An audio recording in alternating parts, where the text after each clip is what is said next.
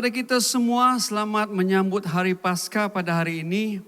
Bersua kita sekali lagi di acara online kebaktian pada minggu ini disebabkan oleh PKP yang telah dijalankan daripada tanggal 3 hingga 14 April. Jadi bagi pihak Gereja Baptis Tawau kami mengucapkan maaf atas segala keadaan yang berlaku karena ini bukan kemahuan yang kita mau, tetapi saya pasti bahwa Allah juga punya rencana yang besar untuk kita semua. Amin. Nah, sebelum kita mulakan, saya mau yang di kiri kanan yang sedang melihat akan acara ini secara online mungkin boleh lambaikan tangan kepada saya walaupun saya tidak nampak, tidak lihat, tetapi saya percaya bahwa sukacita Allah ada apabila kita bersama-sama di dalam ibadah walaupun secara online. Amin. Nah, pada pagi hari ini sekali lagi selamat datang ke kebaktian online Gereja Baptis Tawau Sidang Bahasa. Kami sangat bersukacita walaupun dalam keadaan apapun kita akan coba untuk bersama-sama di dalam ibadah, ya, walaupun tidak boleh dijalankan ibadah di gereja, namun secara online saya pasti bahwa Tuhan menyertai kita semua. Amin. Nah, sebelum kita mulakan satu pembacaan yang ingin saya bawakan kepada kita semua, jemaat yang dikasihi di rumah, kita akan sama-sama membuka di dalam 1 Petrus pasal 1 ayat 3. Kalau yang sudah dapat, saya mau kita bacakan bersama-sama. Oke? Sekali lagi 1 Petrus 1 ayat yang ketiga. Kalau ada handphone, boleh buka cepat-cepat handphonenya, kita akan bacakan bersama. Oke, semua siap? Jemaat yang dikasihi, kita baca dengan suara kedengaran. Oke? 1, 2, 3.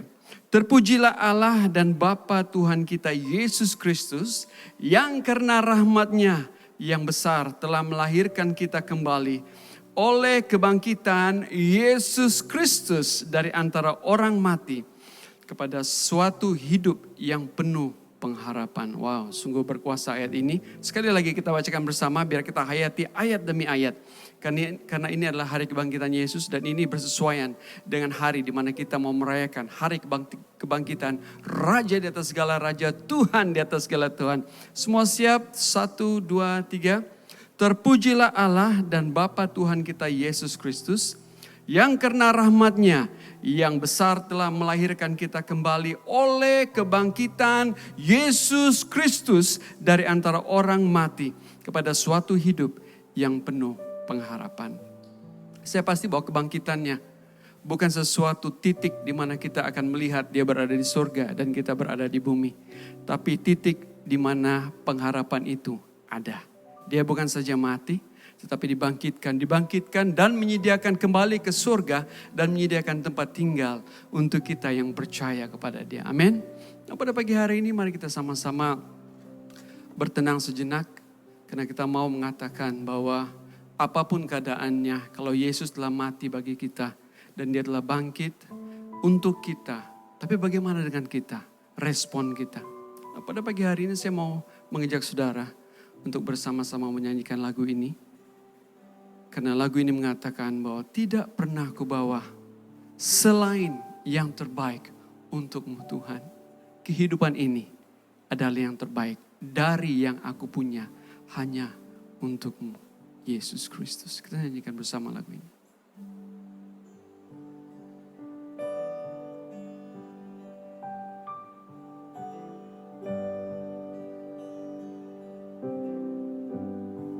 Takkan pernah ku bawa selain yang terbaik, yang harum dan sejati di hadapan tatamu. Yesusku, terimalah korban syukurku ini yang mengalir di hatiku sebagai persembahanku. Sekali lagi sama-sama. Takkan pernah ku bawa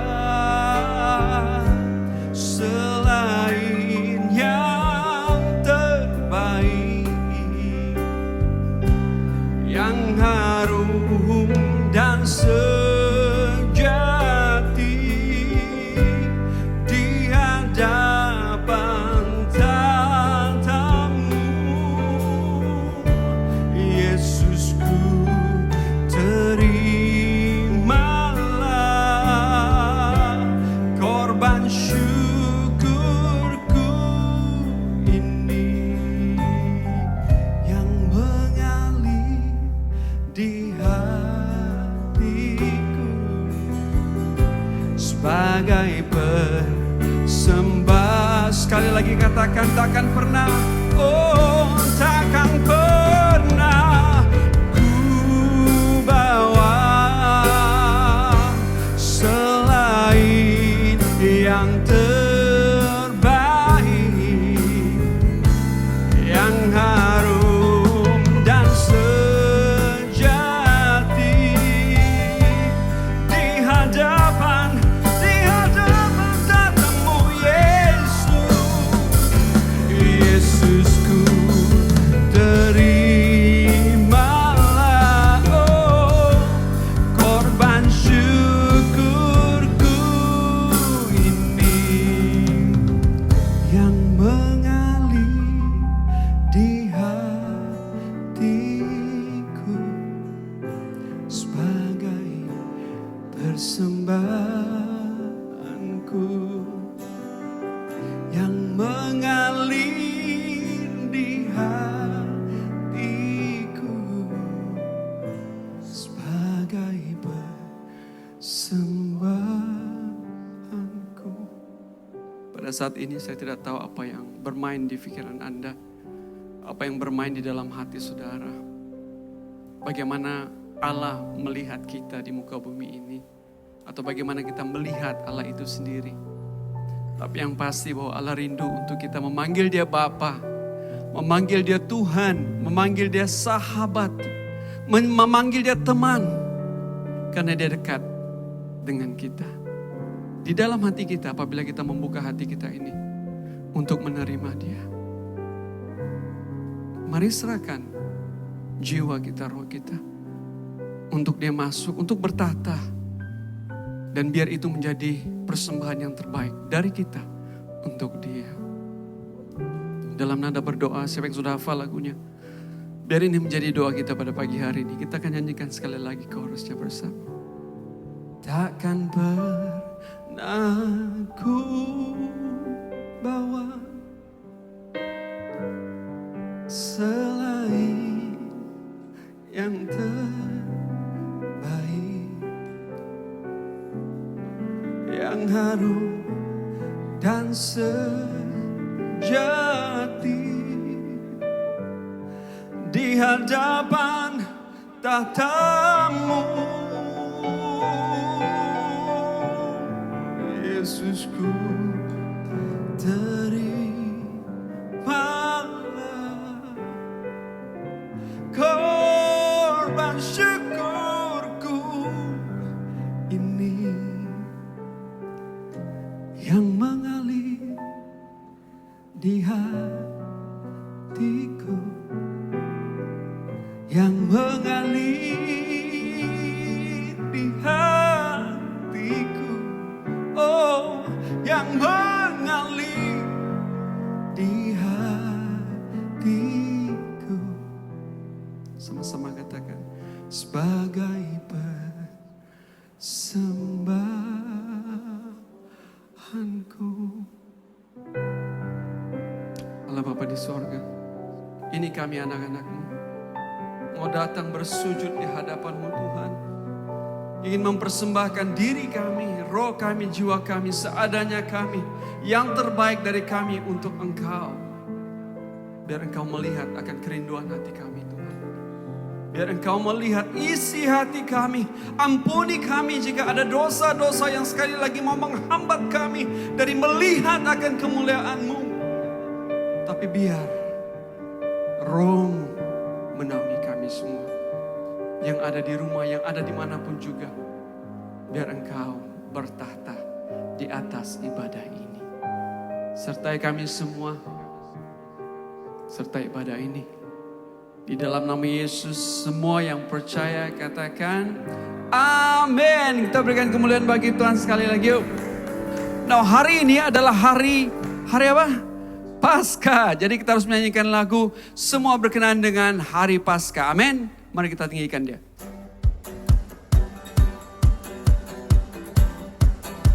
Hey.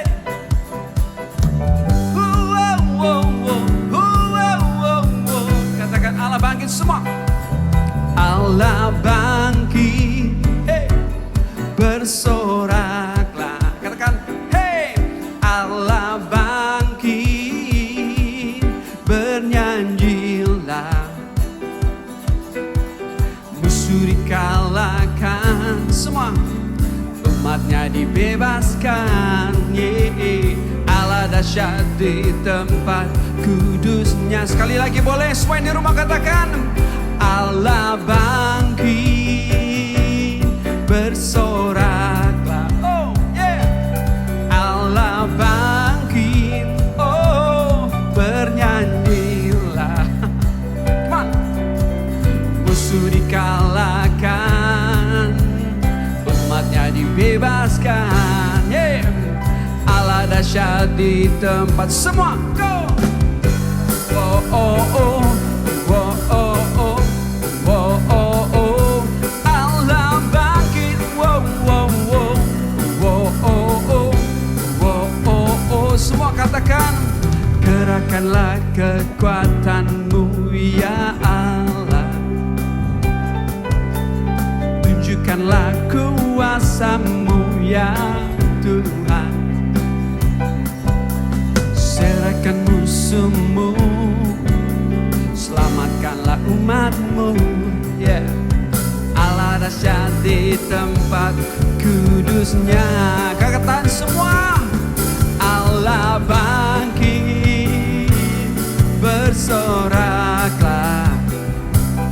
Allah bangkit, bernyanyilah. Musuh dikalahkan, umatnya dibebaskan. Allah dahsyat di tempat kudusnya. Oh, oh. Allah bangkit, bersoraklah. Hey. Allah bangkit, bernyanyilah. Oh, oh. Musuh dikalahkan, umatnya dibebaskan. Allah dahsyat di tempat. Yang terakhir kali katakan Allah bangkit semua. Go. Allah bangkit, bersoraklah. Allah bangkit, bernyanyilah. Musuh dikalahkan, umatnya dibebaskan. Allah dahsyat di tempat kudusnya. Allah dahsyat, Allah dahsyat, Allah dahsyat. Hey,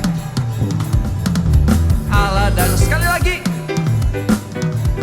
Allah dahsyat di tempat kudusnya. Pada pagi hari ini kita tahu bahwa Allah kita adalah Allah yang ajaib. Amin. Here you go, katakan.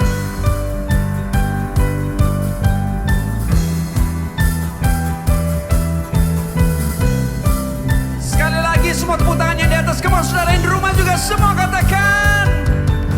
Tak terbayang kebesaranmu dan tak terbanding kekuatanmu Tuhan. Kau megang bagiku, oh yeah yeah. Segenap jiwa dan pengharapan tak ku serahkan untuk rencanamu Tuhan. Oh, Kau Raja atasku, yeah yeah. Hanya Kaulah layak ditinggikan. Semua katakan ajaib. Oh, waktu diajarkan Tuhan agung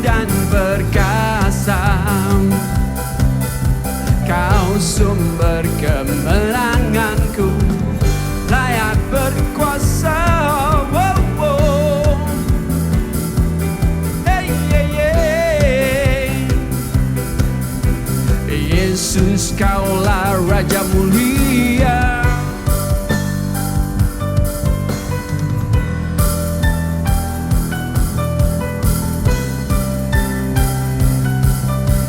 Sekali lagi katakan, tak terbayang semua.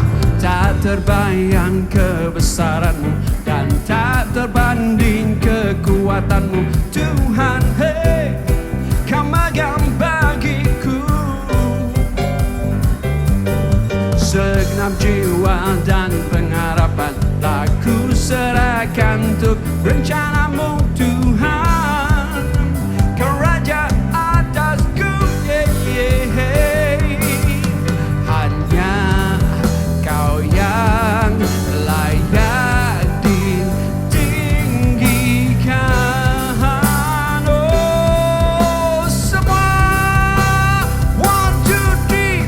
Ajar Tuhan, agung dan perkasa. Kau sumber kemenanganku, layak berkuasa, memerintah selamanya. Yesus, Yesus, Kaulah Raja mulia. Ajaib Kau Tuhan, agung dan perkasa. Kau sumber semua, Kau sumber kemenanganku, layak berkuasa, memerintah selamanya.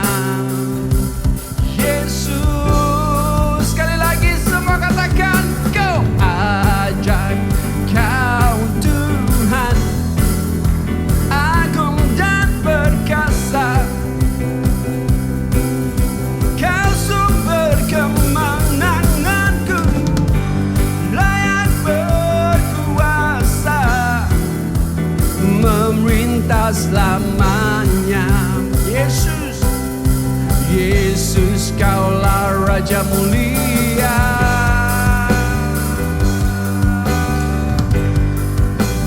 Raja mulia, oh, Raja mulia. Berikan kemuliaan yang paling dahsyat di rumah, semua tempat kita beri kemuliaan yang paling meriah untuk Tuhan kita. Amin. Pada pagi hari ini tibalah masanya untuk kita bersama-sama menikmati firman Tuhan. Kita tidak tahu apa yang bakal kita dengar, tapi satu perkara yang saya pasti, bahwa Allah sedang mengerjakan sesuatu kebaikan untuk saya dan saudara, karena itu adalah janjinya. Jadi pada pagi hari ini, sebelum kita mendengarkan sabda Tuhan, kita akan menyanyikan lagu ini bersama.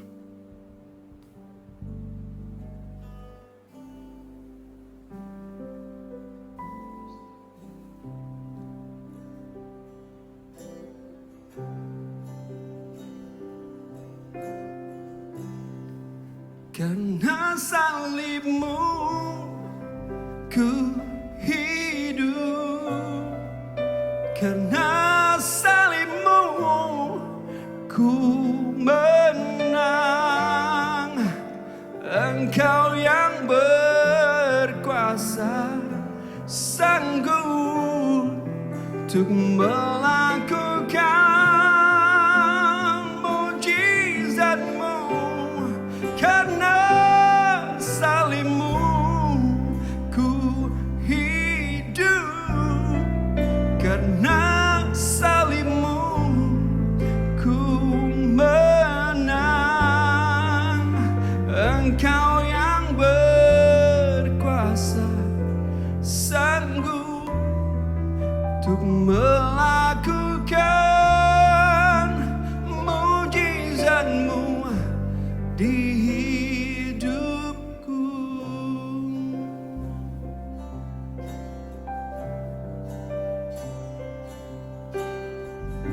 Katakan, hanya Kau Tuhan.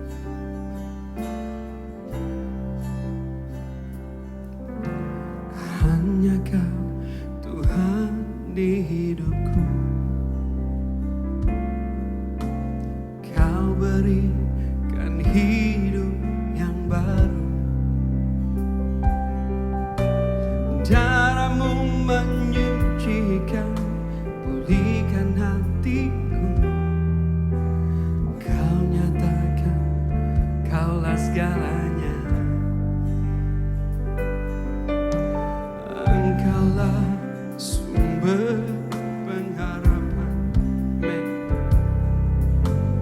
Kuasamu sanggup menyembuhkan. Jiwaku pun berserah hanya kepadamu. Yesus, kaulah segalanya. Kalau saudara yang dari awal melihat akan acara ini, masih ingat akan pembacaan kita sebentar tadi? 1 Petrus 1 ayat 3 mengatakan bahwa terpujilah Allah dan Bapa Tuhan kita Yesus Kristus, yang karena rahmat-Nya yang besar telah melahirkan kita kembali oleh kebangkitan Yesus Kristus dari antara orang-orang mati kepada suatu kehidupan yang penuh pengharapan. Di ayat yang kedua tadi yang kita nyanyikan, Engkaulah sumber pengharapan. Benar, Engkau adalah sumber pengharapan. Karena Engkau bukan mati, tapi Yesus, Engkau mati dan bangkit dan memberikan pengharapan itu untuk kami semua. Karena Engkaulah kami hidup saat ini. Karena Engkau kami ada. Karena Engkau kami bernafas. Dan karena Engkau kami pasti bahwa suatu hari kelak kita akan bertemu di surga yang mulia. Alangkah indahnya Tuhan kita. Karena salib-Mu ku hidup. Karena salib-Mu ku menang. Engkau yang berkuasa, sanggup untuk melakukan mujizat-Mu. Karena salib-Mu ku hidup. Karena salib-Mu ku menang. Engkau yang berkuasa, sanggup untuk melakukan mujizat-Mu. Karena salib-Mu ku hidup. Karena salib-Mu ku menang. Engkau yang berkuasa, sanggup untuk melakukan mujizat-Mu. Sekali lagi semua. Karena salib-Mu. Karena salib-Mu.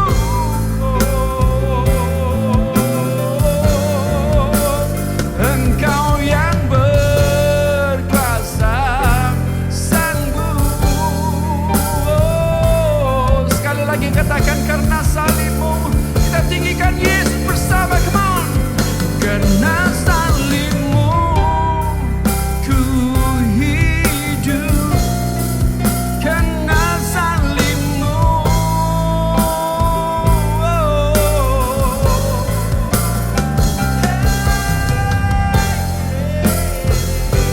sanggup untuk melakukan mujizat-Mu di hidupku. Saya mengajak saudara untuk menyanyikan terakhir kali lagu ini sebelum kita mendengar firman Tuhan. Karena hari ini, pada pagi hari ini, biar kita melihat satu sosok Tuhan yang ngeri, saya katakan. Karena Tuhan ini membiarkan dirinya untuk kita, merelakan dirinya untuk kita bersama-sama dengan Dia suatu hari kelak. Katakan karena salib-Mu semua, come on. Karena salib-Mu ku hidup.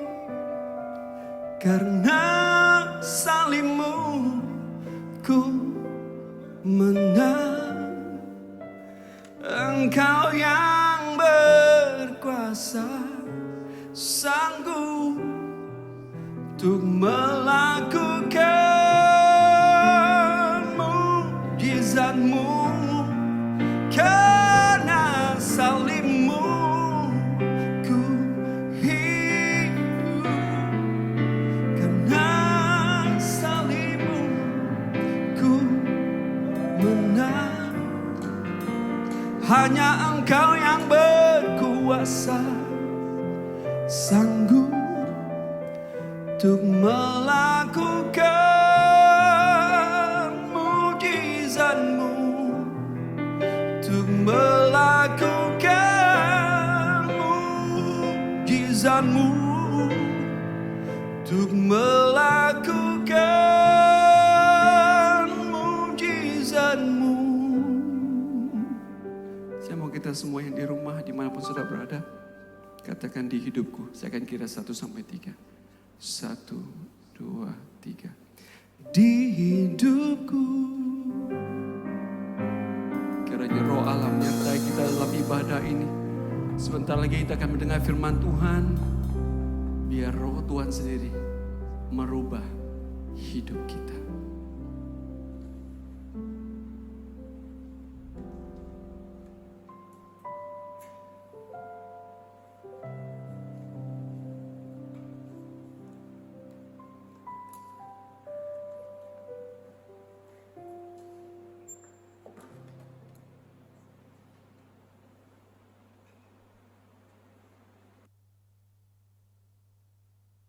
Shalom, selamat pagi, dan selamat merayakan perayaan besar untuk orang-orang Kristen, di mana Kristus Yesus yang datang Natal lalu kita rayakan kelahirannya, tetapi di kemuncak kedatangannya di muka bumi ini adalah hari ini, yaitu waktu Dia dibangkitkan daripada kematian setelah Dia ditempatkan di kubur Yusuf Arimathea pada hari Jumat yang lalu. Mari kita berdoa. Bapa di sorga, berkaryalah pada pagi ini. Terus sesudah kami memuja Engkau di dalam kebenaran-Mu, melalui firman-Mu, melalui pujian, saat ini kami mau melihat sabda kehidupan. Biar Tuhan, sabda Paskah ini berkenan di hadirat-Mu, memberkati jemaat-Mu yang mendengar. Biar mereka menikmatinya langsung ke sumsum dan merubah kehidupan, membarui kehidupan dan mindah mereka, serta perhubungan pribadi mereka dengan Yesus sebagai Tuhan dan Juru Selamat. Hamba-Mu serahkan penaburan penyampaian sabda ini ke dalam tangan Yesus yang Maha Kuasa dan Maha Esa.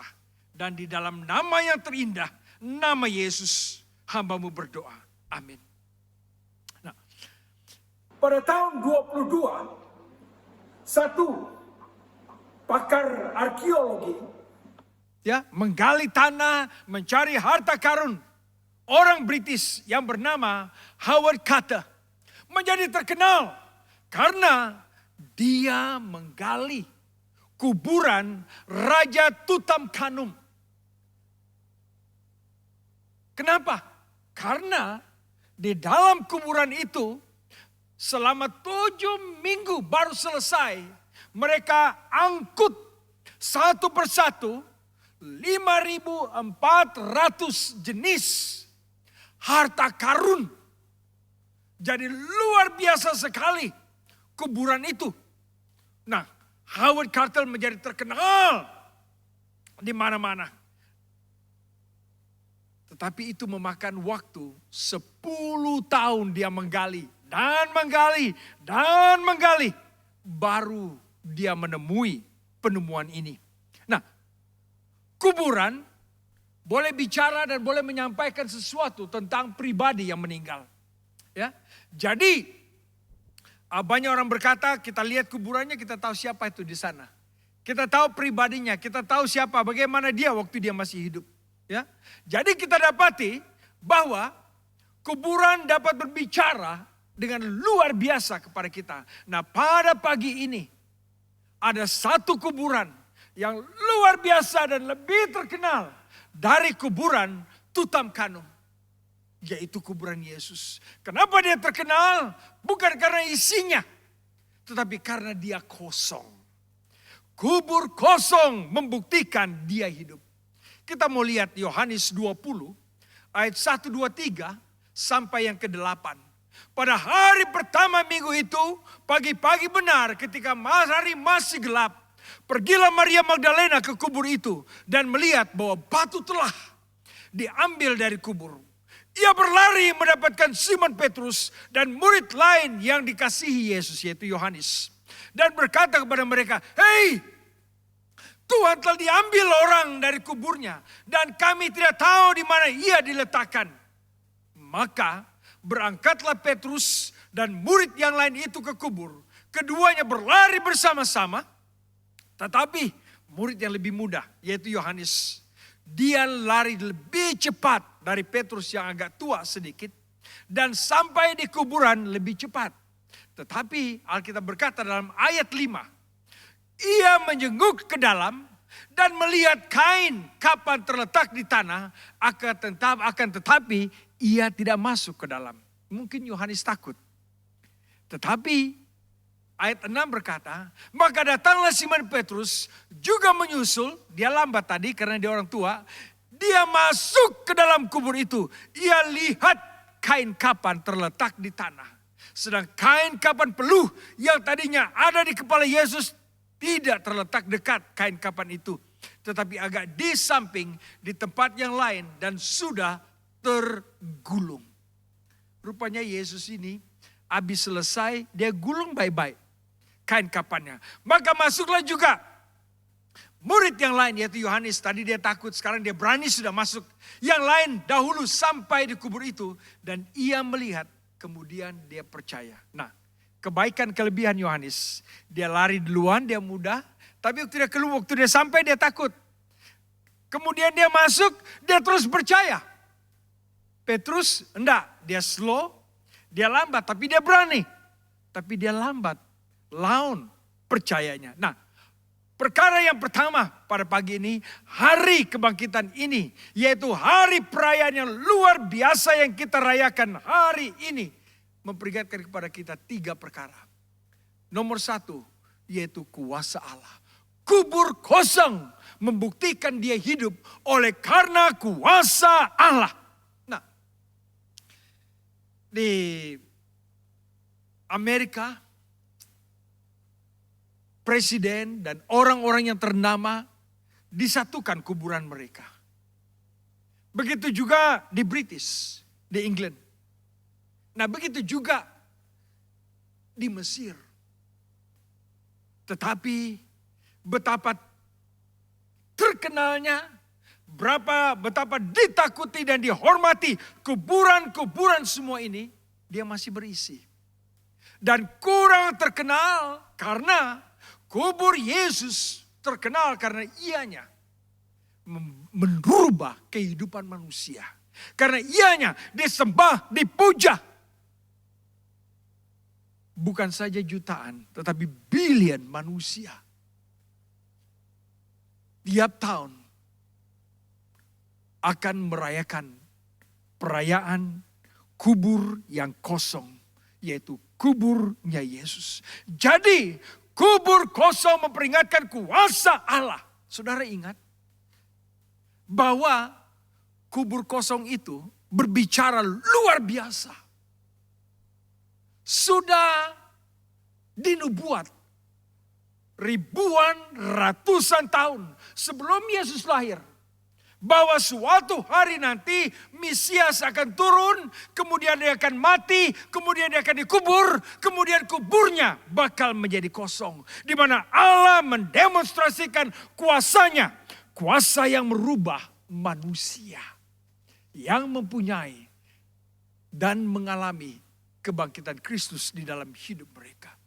Dan kuasa itu akan menyuntik pengharapan, dorongan yang baru di dalam mereka yang mempunyai hubungan pribadi dengan Yesus. 1 Korintus 15 di dalam ayat 1, 2, 3, 4, 5 hingga yang ke-8. Dan sekarang saudara-saudara, aku mau mengingatkan kamu kepada Injil yang aku beritakan kepadamu dan yang kamu terima dan yang di dalamnya kamu teguh berdiri. Berarti apa yang dihotbahkan oleh Rasul Paulus itu dipercaya lalu diimani, teguh berdiri. Oleh Injil itu kamu diselamatkan asal kamu teguh berpegang padanya seperti yang telah aku beritakan kepadamu, kecuali kalau kamu setelah sia-sia saja menjadi percaya. Sebab yang sangat penting telah ku sampaikan kepadamu, yaitu apa yang telah ku terima sendiri, ialah bahwa Kristus telah mati karena dosa-dosa kita sesuai dengan kitab suci, bahwa ia telah dikuburkan dan bahwa ia telah dibangkitkan pada hari yang ketiga sesuai dengan kitab suci. Bahwa ia telah menampakkan diri kepada Kefas, yaitu Petrus, dan kemudian kepada ke-12 muridnya. Ayat 6, sesudah itu ia menampakkan dirinya kepada lebih 500 saudara sekaligus. Kebanyakan dari mereka masih hidup sampai sekarang. Waktu dia disampaikan, waktu surat ini dituliskan. Ya, tetapi beberapa di antaranya telah meninggal. Nah, saudara-saudara yang kekasih di dalam Tuhan. Rasul Paulus berkata, dia terlihat bukan saja oleh muridnya, oleh ke-12 muridnya, bukan saja kepada Yakobus dan rasul-rasul yang lain, tapi dia menampakkan dirinya juga di dalam ayat yang ke-8. Yang paling akhir dari semua itu, ia menampakkan diri juga kepadaku, sama seperti kepada anak yang lahir sebelum waktunya. Rasul Paulus berkata, dia menampakkan kepada semua murid, 500 orang dan akhir sekali kepada dia. Coba saudara ingat, bayangkan. Kalau 500 orang yang menyaksikan dia di Bukit Zaitun, berbicara kepada mereka sebelum dia diangkat naik ke surga. Kalau 500 orang bersaksi, satu orang 6 menit. 5 kali 6, 50 jam lamanya. Mereka bersaksi. Ya, tidak habis-habis. Tapi mereka menyampaikan kebenaran bahwa Yesus sudah bangkit dari kematian. Ada satu lawyer. Dia berkata begini. Namanya Josh McDowell. Nah, saya punya buku di office, di kantor saya. Dan saya sayang sekali buku ini. Ya. Josh McDowell berkata begini, saya sudah terdidik, saya orang yang bijak dan pandai. Saya akan menyelidiki tentang kebangkitan Yesus. Karena saya orang agnostik. Saya tidak percaya adanya kebangkitan. Tidak ada kebangkitan. Kalau orang itu mati, matilah dia. Tidak ada kebangkitan sama sekali. Jadi dia menyelidiki, menguji, menyelidiki, menguji, menyelidiki 700 jam.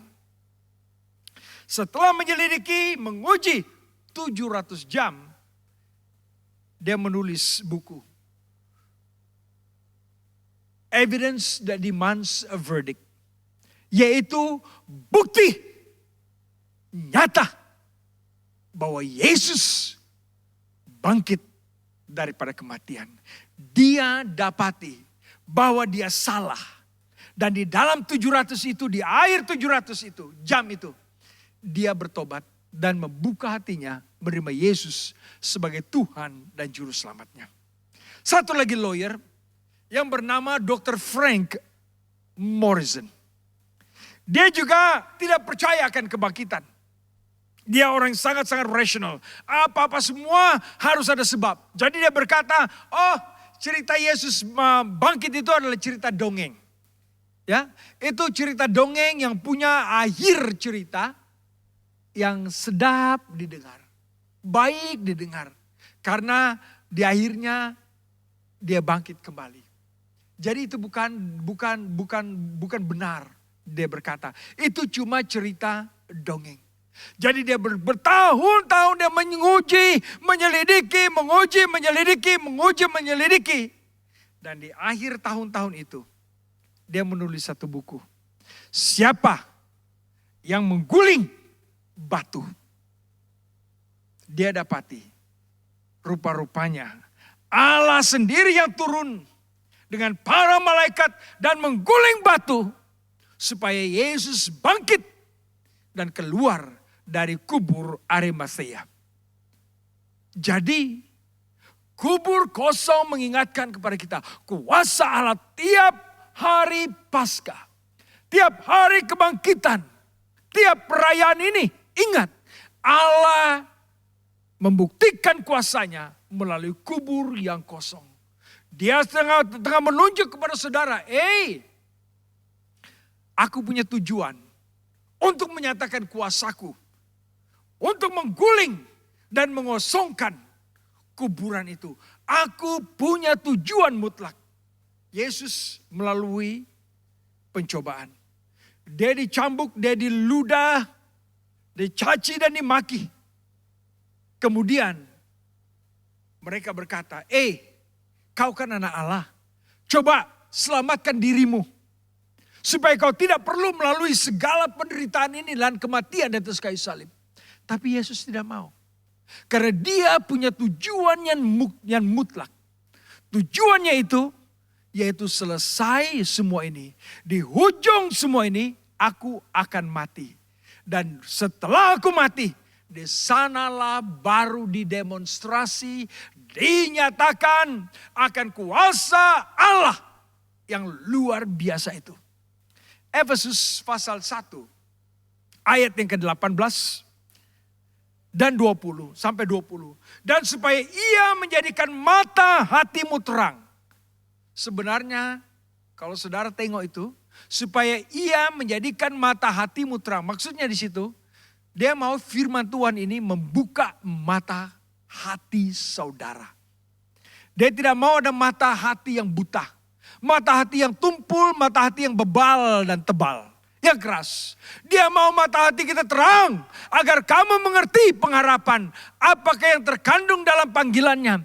Betapa kayanya kemuliaan bagian yang ditentukannya bagi orang-orang kudus. Dan betapa hebat kuasanya bagi kita yang percaya sesuai dengan kekuatan kuasanya. Yang dikerjakannya di dalam Kristus dengan membangkitkan dia dari antara orang mati. Dan mendudukkan dia di sebelah kanannya di surga.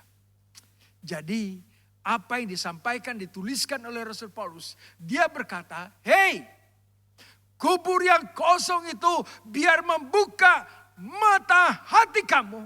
Dan mengertilah bahwa dia yang mati sudah bangkit daripada kematian.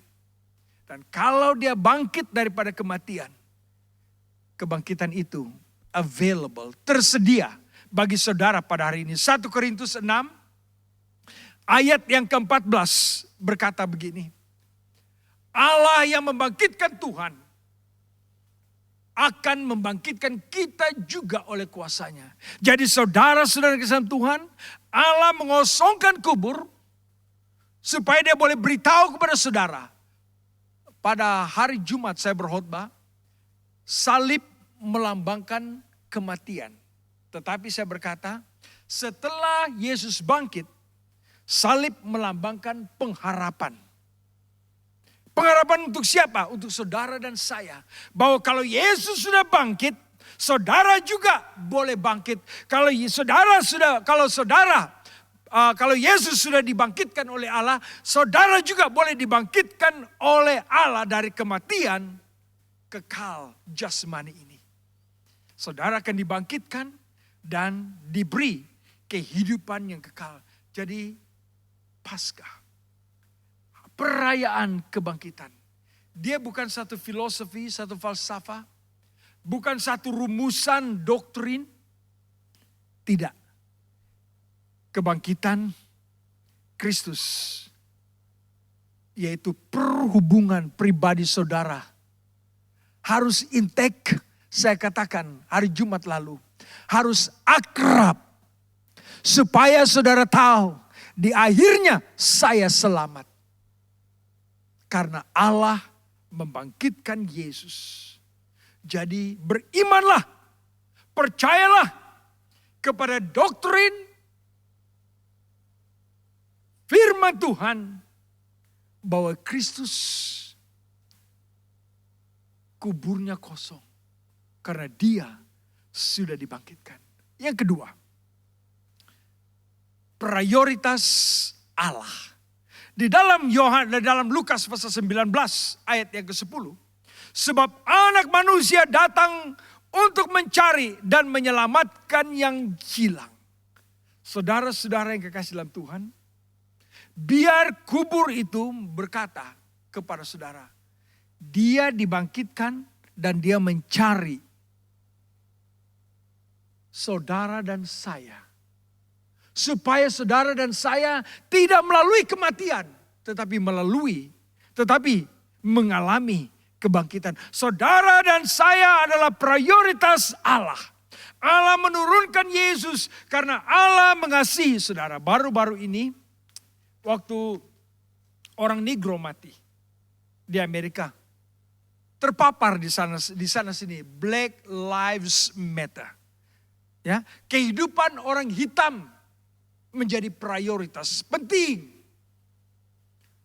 Di hari kebangkitan ini, saudara adalah prioritas. Saudara adalah berharga di mata Allah.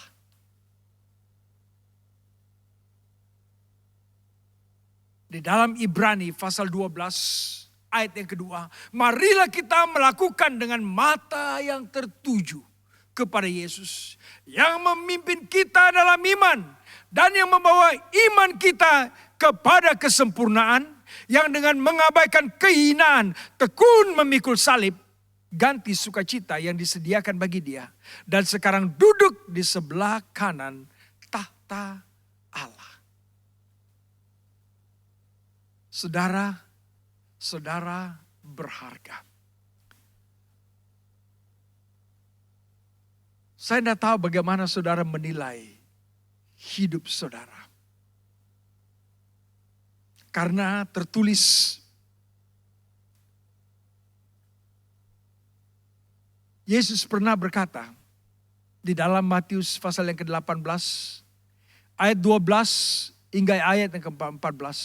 Dia berkata bagaimana ya? Kalau satu gembala punya 100 ekor domba. 99 sudah selamat di dalam kandang. Satu hilang. Sesat. Ketinggalan. Di gunung ganang. Gembala akan meninggalkan yang 99. Lalu dia pergi mencari yang satu ini. Dan waktu dia mendapatkan yang satu, dia bersukacita dengan luar biasa sekali. Jadi Yesus berkata, Yesus yang memberi perumpamaan itu, dan Yesus berkata, begitulah juga jika satu orang datang kepada Bapa melalui iman kepada Yesus, di surga akan bersorak-sorai. Artinya, tiap manusia, tiap orang, tiap satu saudara dan saya berharga. Tahukah saudara? Saudara berharga di mata Tuhan? Pernahkah saudara bertanya, apa juga gunanya aku ini hidup di muka bumi ini? Satu anak bertanya kepada gurunya, Bu Guru, apa juga gunanya kehidupan manusia di muka bumi ini? Ibu guru tidak tahu jawabannya. Dia berkata, beri aku beberapa hari untuk mencari jawabannya. Hari Senin kembali ke sekolah. Dia berkata, Calvin, kau bertanya, apa arti kewujudan manusia di muka bumi ini? Apa pentingnya? Apa gunanya? Dan jawabannya yaitu, engkau wujud karena Allah menginginkan engkau ada. Allah sayang kepadamu, Allah mengasihimu, Allah inginkan kau sebab engkau berharga. Engkau ciptaan yang luar biasa harganya. Jadi pada pagi ini, di dalam ibadah kebangkitan ini, saudara adalah prioritas kedatangan Yesus di muka bumi ini. Utusan Allah untuk menyelamatkan saudara. Saudara ingat, waktu Yesus bangkit, apa perkataan yang keluar daripada mulutnya berturut-turut setelah 7 hari, setelah hari pertama dan hari yang ke-7. Dia menampakkan dirinya kepada muridnya. Di dalam pasal 20 ayat 19 Yohanes, pada waktu itu datanglah Yesus dan berdiri di tengah-tengah mereka dan berkata, damai sejahtera bagi kamu. Ucapan pertama, damai sejahtera. Tetapi malangnya Thomas tidak berada. Jadi Thomas tidak percaya kalau Yesus menampakkan diri. Jadi 1 minggu, 7 hari kemudian dalam ayat 26. Sementara pintu-pintu terkunci. Yesus datang dan ia berdiri di tengah-tengah mereka dan berkata, damai sejahtera bagi kamu. Nah, murid-murid Yesus waktu Yesus disalibkan, waktu Yesus mati, mereka rusak sekali. Mereka hancur, musnah harapan mereka. Mereka kecewa sekali. Sesat mereka di muka bumi ini. Hilang pengharapan mereka. Tetapi Yesus masuk. Dan di hari pertama dan hari yang ke-7. Dengan perkataan yang bersama. Dia berkata, damai sejahtera bagi kamu. Apa juga? Kenapa? Karena mereka hidup di tengah-tengah tragedi. Mereka malu keluar. Mereka bertapuk. Karena selama ini mereka unggulkan Yesus. Dan orang yang mereka unggul dan sanjung tinggi itu mati di suatu kematian yang sangat keji dan malu. Jadi mereka gagal di dalam hidup mereka. Mereka takut bagaimana yang masa depan kami nanti. Tetapi Yesus berkata, hey, buang semua tragedi itu dari hidup kamu. Malu tadi, kegagalan tadi, aku sekarang datang menukar, merubah, mengisi. Malu, kegagalan, ketakutan dengan damai. Karena dia berkata, aku akan bebaskan kamu. Kamu akan malu, tetapi suatu hari nanti kamu akan tidak malu. Betul. 40 hari kemudian, Petrus berdiri dan menyampaikan, Yesus bangkit di hari yang ketiga. Dan 2.000 manusia datang menerima sabda itu, membuka hati untuk Yesus, termasuk orang-orang Yahudi, guru-guru agama, pemimpin-pemimpin agama datang karena mereka tahu benar bahwa dia bangkit dan kebangkitannya memberi kedamaian. Mereka tidak perlu lagi malu, tidak perlu lagi korban, tidak perlu lagi takut sama sekali karena kedamaian. Saudara mungkin selama ini hidup di dalam ketakutan. Saudara mungkin hidup di dalam keraguan, kekecewaan. Tidak tahu apa yang mengecewakan saudara. Perhubungan, pekerjaan, persekolahan, bisnis saudara. Nah, Yesus di hari Paskah ini berkata kepada saudara, damai. Biar di hati kamu itu ada damai. Karena aku akan bekerja, aku akan melakukan mujizat di dalam hidupmu. Dan merubah situasimu. Kalau engkau membuka hatimu dan percaya.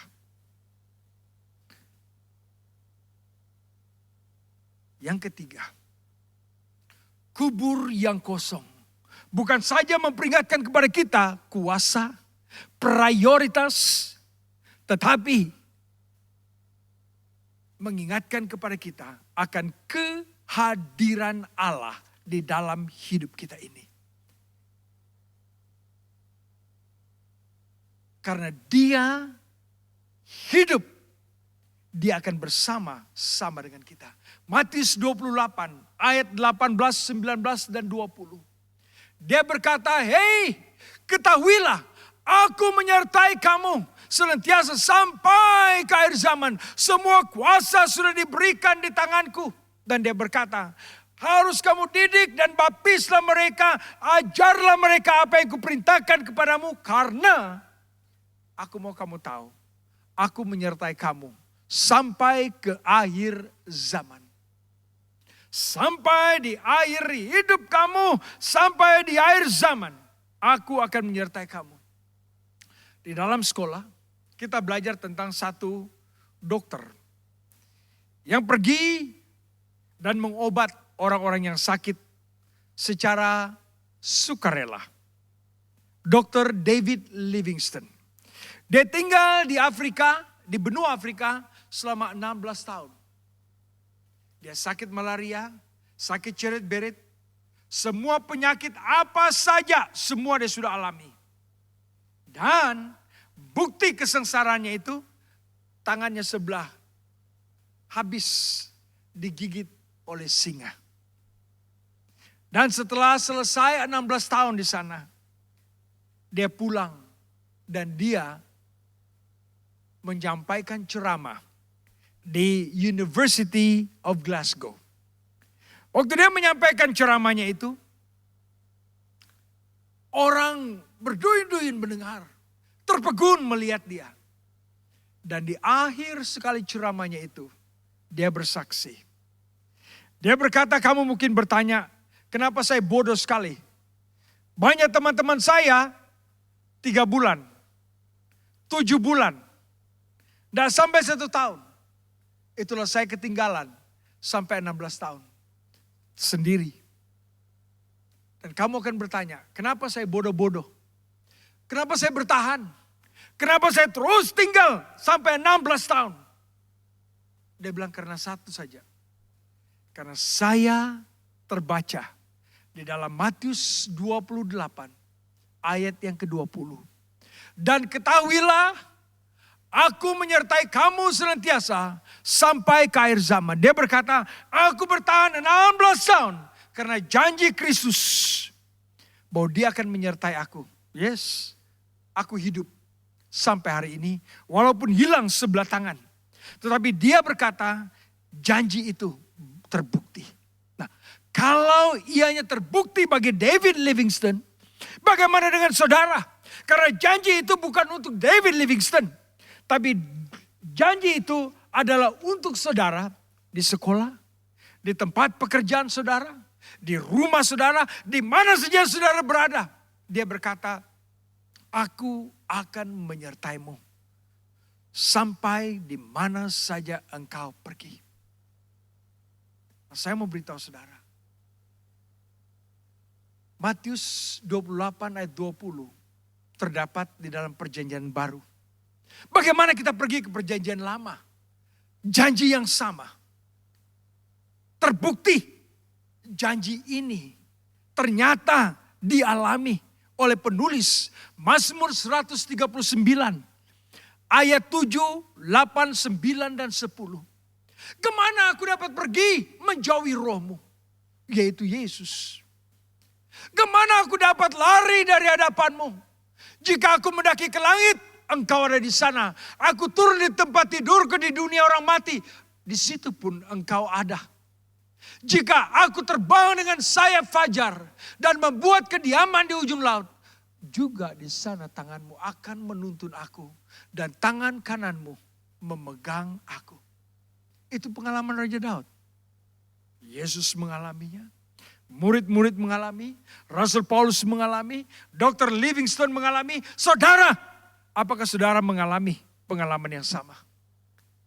Ajakan, himbauan, message perayaan kebangkitan Paskah ini.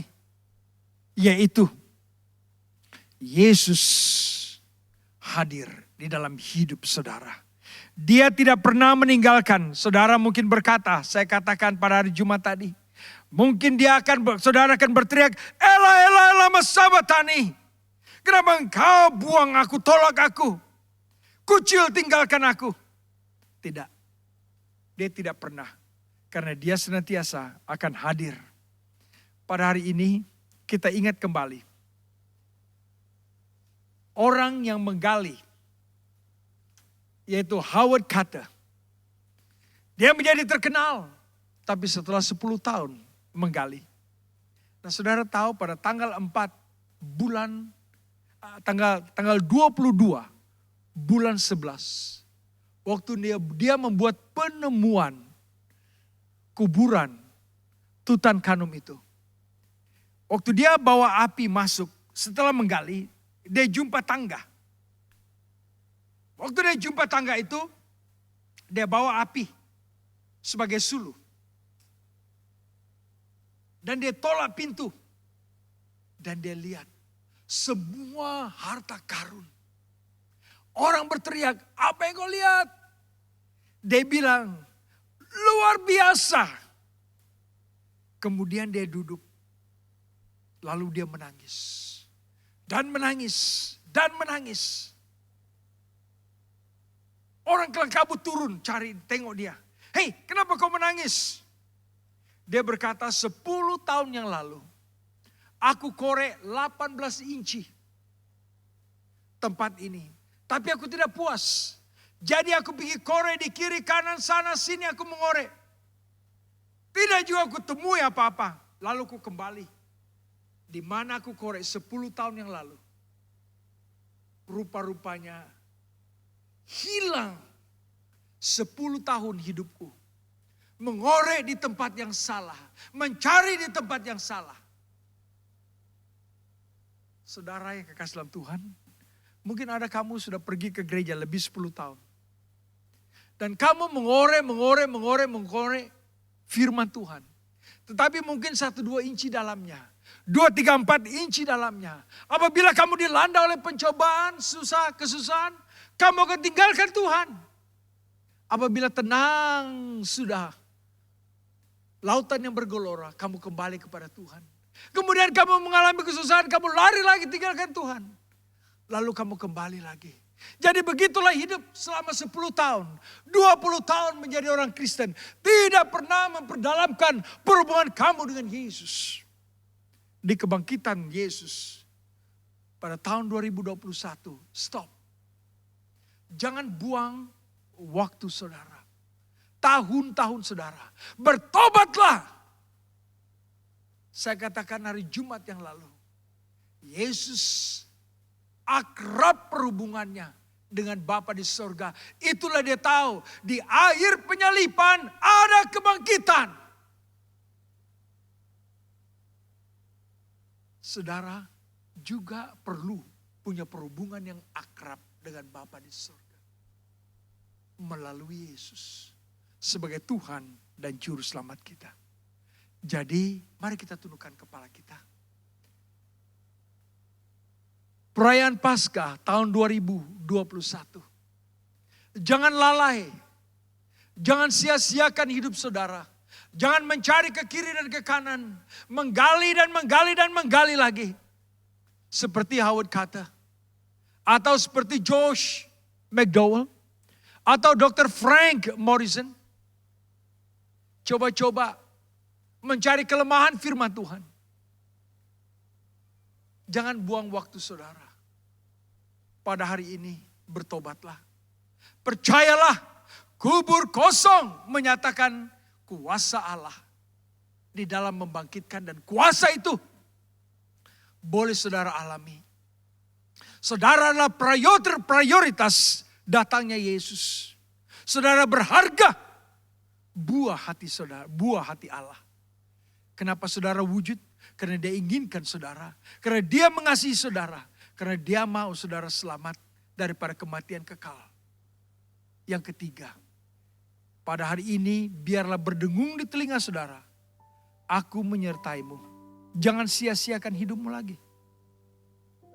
Bapa di sorga, Paskah 2021. Terimalah doa anak-anakmu ini. Lakukan mujizat kasih-Mu itu di dalam hidup mereka. Biar mereka mengalami mujizat kebangkitan-Mu itu di dalam hidup mereka. Tidak mencari di kiri dan di kanan. Tidak menggali ke sini ke sana. Tidak menguji menyelidiki lagi. Tapi membuka hati dan percaya bahwa kuasa itu boleh mereka alami. Mereka adalah prioritas-Mu. Dan Engkau akan menyertai mereka sampai ke akhir zaman. Terima kasih Yesus. Anak-anak-Mu yang bertobat pada pagi ini. Yang membuka hati mereka. Yang percaya dan menyambut kebenaran sabda-Mu. Dan kuasa kebangkitan-Mu dalam hidup mereka. Biar pada hari ini mereka terubah. Mereka mengalami transformasi kebangkitan. Karena mereka sadar mereka buah hati-Mu. Engkau mengasihi. Mereka berharga. Dan Engkau akan memenuhi janji-Mu untuk menyertai mereka sampai di akhir hidup. Terima kasih. Dalam nama Yesus hamba-Mu berdoa. Amin.